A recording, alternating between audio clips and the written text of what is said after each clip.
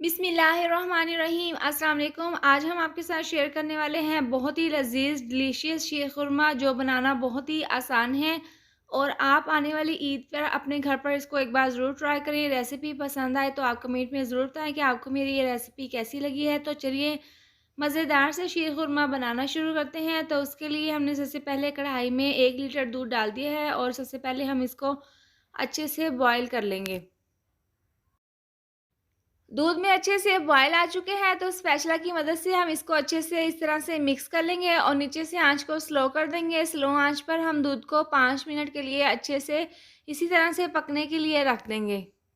दूध को पकते हुए 5 मिनट हो गए हैं। इसके साथ ही हम इसके अंदर डाल देंगे 1 कप चीनी। आप अपने टेस्ट के हिसाब से कम या ज़्यादा डाल सकते हैं और 2 अदद सब्ज़ इलायची हम इसके अंदर डाल देंगे। आप यहाँ पर इलायची पाउडर का भी इस्तेमाल कर सकते हैं और हम इसको अच्छे से मिक्स कर लेंगे ताकि चीनी अच्छे से मेल्ट हो जाए और दूध को हम दूसरे चूल्हे पर पकने के लिए रख देंगे और जो ड्राई फ्रूट्स हमने इसके अंदर डालने हैं वो हम तैयार कर लेंगे। तो उसके लिए हम एक अलहदा पैन में 2 चम्मच देसी घी डाल देंगे और इसको हम अच्छे से गरम कर लेंगे।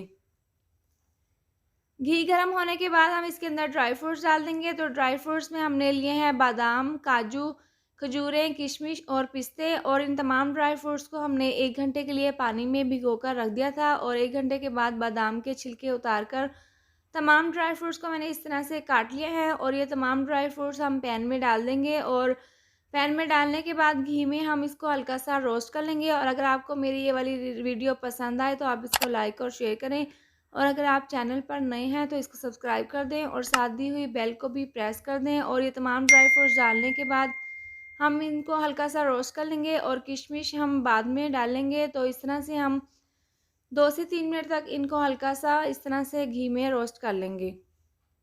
तमाम ड्राई फ्रूट्स हल्के से रोस्ट हो चुकी हैं तो इसके साथ ही हम इसको पकते हुए दूध में डाल देंगे और जो पैन में थोड़ा बहुत घी है ये भी हम इसके अंदर डाल देंगे और इसको हम अच्छे से मिक्स कर लेंगे।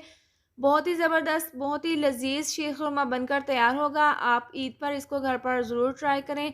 बहुत ही ज़बरदस्त इसका टेस्ट है और इसको हम अच्छे से मिक्स कर लेंगे और इसी तरह से हम इसको पकने के लिए रख देंगे। इसके साथ ही हम उसी पैन में हम दोबारा से 1 चम्मच घी डालकर इसको दोबारा से अच्छे से गरम कर लेंगे। पैन में घी गरम हो लेने के बाद इसके अंदर हम बारीक वाली सेवइयाँ ली हैं 1 कप, ये इसके अंदर डाल देंगे और 2 से 3 मिनट तक इनका हल्का सा कलर चेंज होने तक हम इनको इसी तरह से अच्छे से भून लेंगे। सेवइयों को हमने 2 से 3 मिनट तक हल्का सा रोस्ट कर लिया है और इनका कलर चेंज हो चुके हैं। इसके बाद पकते हुए दूध में हम ये तमाम सेवइयाँ डाल देंगे। आप ड्राई फ्रूट्स और सेवइयों को घी में एक साथ भी भून सकते हैं लेकिन हमने अलहदा-अलहदा दोनों को भून लिया है और दोनों तरीके बेस्ट हैं। आप कोई भी तरीका इस्तेमाल कर सकते हैं। और ये सेवइयाँ डालने के बाद हम इसको अच्छे से मिक्स कर लेंगे और तेज़ आंच पर हम इसको अच्छे से पकाएंगे ताकि सेवइयाँ और ड्राई फ्रूट्स अच्छे से नरम हो जाए मज़ीद और दूध भी अच्छे से गाढ़ा हो जाए। और लास्ट में हम इसके अंदर डाल देंगे किशमिश और ये डालने के बाद हम इसको अच्छे से मिक्स कर लेंगे। इसके बाद हम इसको ढककर 5 से 6 मिनट के लिए पकाएंगे ताकि सेवइयाँ और जो ड्राई फ्रूट्स हमने दूध के अंदर डाली हैं वो अच्छे से सॉफ्ट हो जाएं। बहुत ही लज़ीज़ शीरखुरमा बनकर तैयार है और इसको हम उतार कर काउंटर पे रख लेंगे और रूम टेम्परेचर पर आने के बाद हम इसको निकाल कर सर्व कर लेंगे।